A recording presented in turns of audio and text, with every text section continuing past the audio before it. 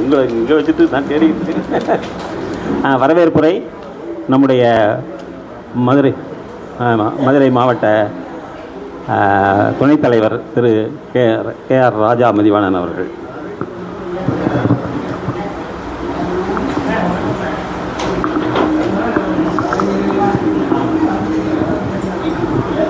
அனைவருக்கும் வணக்கம். மதுரை மாவட்ட தமிழ்நாடு மாநில பணி நிறைவு சிவில் சர்வீஸ் அதிகாரிகள் சங்கத்தின் ஆண்டு பேரவை கூட்டம் இன்று சிறப்பாக நடைபெற்று கொண்டிருக்கிறது. இந்த கூட்டத்திற்கு தலைமையேற்றுள்ள அன்பிற்கும் பாசத்திற்கும் உரிய மாவட்ட தலைவர் அவர்களே, மாவட்ட செயலாளர் திரு வி. வேலாயுதம் அவர்களே, மாவட்ட பொருளாளர் திரு ஆர். கண்ணதேவ் ஜெகதீஷ் அவர்களே, மாநில செயற்குழு உறுப்பினர் திரு எஸ். ராமானுஜம் அவர்களே, இங்கே நமக்கு சிறப்பு அழைப்பாளர்களாக வந்து நம்மை கௌரவித்துள்ள மதுரை மாவட்ட ஓய்வு பெற்ற அலுவலர் சங்க மாவட்ட துணைத் தலைவர் திரு கே. மஹபூப் பாஷா அவர்களே, சிவகங்கை மாவட்ட டாசோரா தலைவர் அன்பிற்கும் பாசத்திற்கும் உரிய திரு பி. வீரபாண்டியன் பிஎஸ்சி அவர்களே,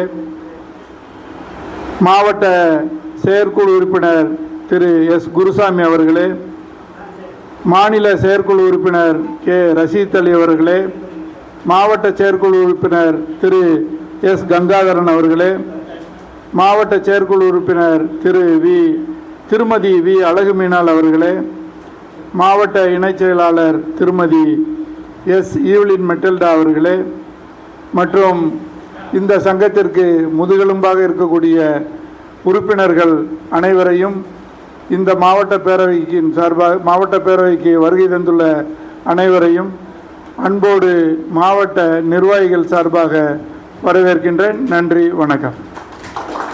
மாவட்ட பேரவையை சிறப்பாக நடத்தி கொடுப்பதற்காக வருகை தந்து சிறப்பித்துள்ள என்னுடைய சக மாவட்ட நிர்வாகிகளே,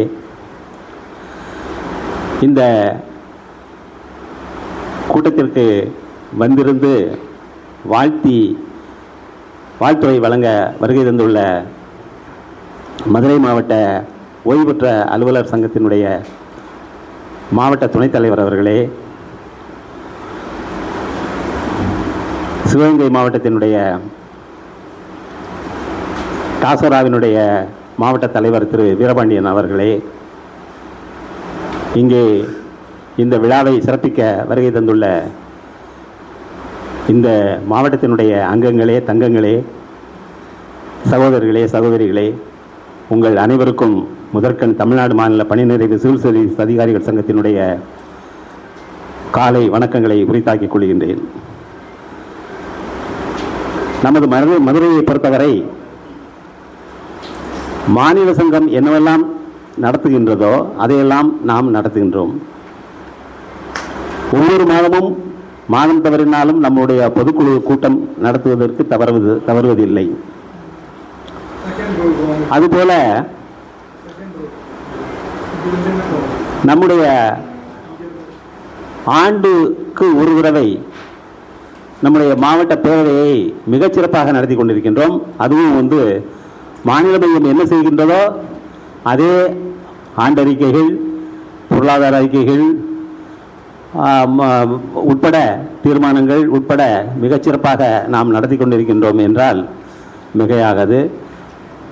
சுருங்க சொல்லப்போனால் மாநிலத்திற்கே ஒரு வழிகாட்டியாக இந்த மதுரை மாவட்டம் அமைந்திருக்கின்றது, தங்களுடைய சங்க நடவடிக்கைகளை முன்னெடுத்து செல்கிறது என்று சொன்னால் மிகையாகாது. இந்த சங்கம் எப்படி துவங்கியது என்பது ஆண்டுக்கு ஒரு தடவையாக நாம் நினைவில் கொண்டு வர வேண்டும் என்று நினைக்கின்றேன். வாங்க ஒரு ஆடேப்பா வரமாட்டேன்ட்டு வந்துட்டாரு. வாங்க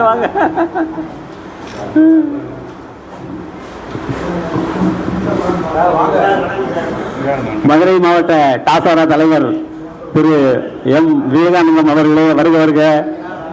மதுரை மாவட்ட ராமநாதபுரம் மாவட்ட முன்னாள் செயலாளர் திரு முனியசாமி அவர்களே வருக வருக. தங்களுடைய உட்காருங்க உட்காருங்க உட்காருங்க. என்ன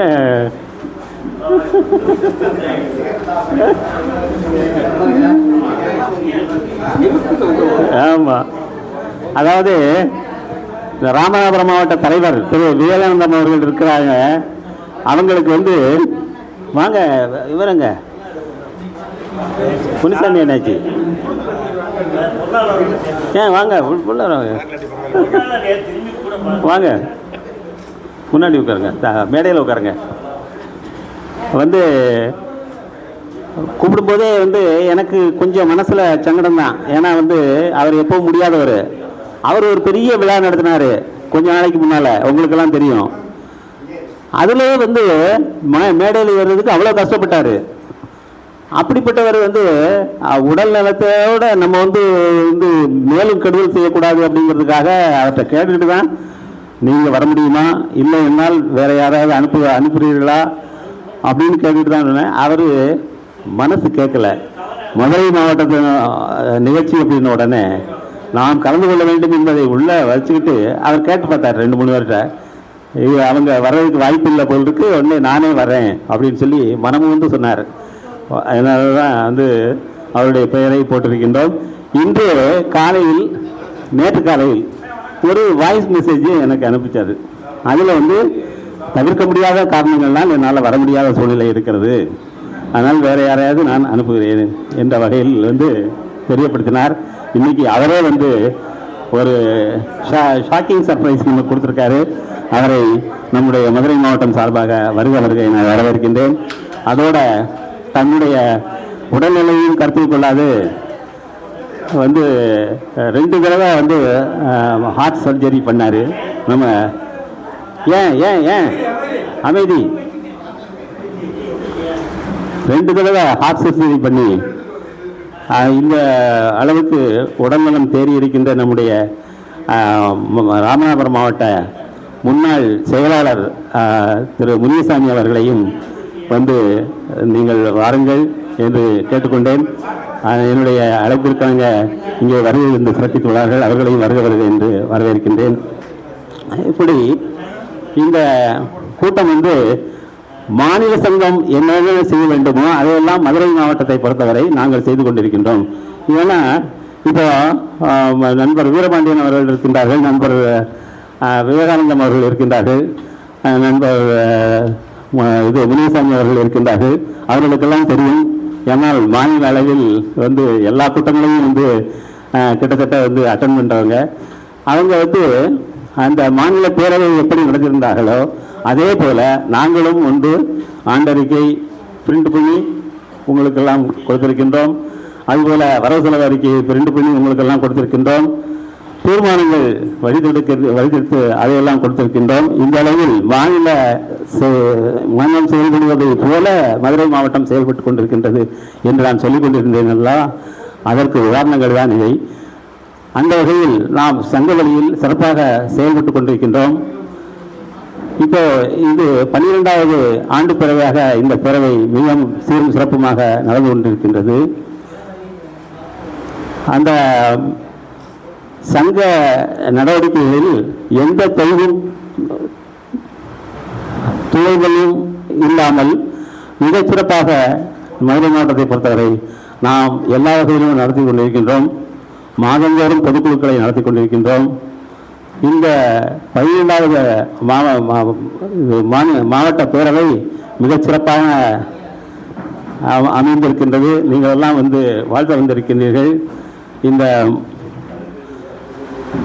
மாவட்ட பேரவையை மிகச் சிறப்பாக நடைபெறுமாறு உங்களை அன்போடு கேட்டுக்கொள்கின்றேன். அதே சமயத்தில் நாம் நம்முடைய விழாவை 3 கூறுகளாக பிரித்திருக்கின்றோம். இன்று இது 12வது மாவட்ட பேரவை ஆக இருந்தாலும் கூட இதில் முப்பெரும் விழாவாக இது மாற்றியிருக்கின்றோம். ஒரு விழா என்பதுதான் மாவட்ட பேரவை. அடுத்தது அந்த விழாவிலே நாம் நம்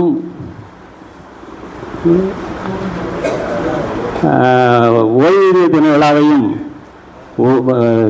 கொண்டாடி வருகின்றோம். அதே போல் நம்முடைய மூத்த உறுப்பினர்களை கௌரவித்தலில் நாம் எந்த மாவட்டத்திற்கும் சளைத்தவர்கள் அல்ல என்ற வகையில் ஒவ்வொரு வருடமும் நாங்கள் ஆண்டுப்படையை நடத்தும் போதெல்லாம் 75க்கு மேற்பட்டவர்களை அழைத்து அவர்களை கௌரவிக்கின்றோம். அந்த வகையில் அந்த ஒரு பகுதியும் சேர்த்து 3 முப்பெரும் விழாவாக இந்த விழாவை இன்று மிக சிறப்பாக நடத்தி கொடுக்க இருக்கின்றோம். இதில் நான் தனியாக பேசி உங்களை உங்களுடைய நேரத்தையும் பொழுதையும் வீணடிக்க விரும்பவில்லை. என்னுடைய முன்னிலையை இத்துடன் முடித்துக்கொண்டு நாம் விழாவிற்குள் சொல்லலாம். அதுவும் நம்முடைய விருந்தினர்கள்லாம் வந்துவிட்டார்கள். அதனால் முதலில் ஓய்வூதிய தின விழாவை, ஏனென்றால் நாம் இன்றைய நிலையில் கண்ணியத்தோடும் அந்தஸ்தோடும் இந்த சமுதாயத்தில் வாழ்ந்து கொண்டிருக்கின்றோம் என்றால் அதற்கு காரணம் டிஎஸ் நகரா அவர்கள் பெற்றுத்தந்த 17/12/1982 தீர்ப்பின் காரணமாகத்தான். அவர் ஒரு சில வார்த்தைகள் மட்டும் நான் சொல்கிறேன், மற்றெல்லாம் சிறப்பு பேச்சாளர்கள் சொல்லுவாங்க. உங்களுக்கு இந்த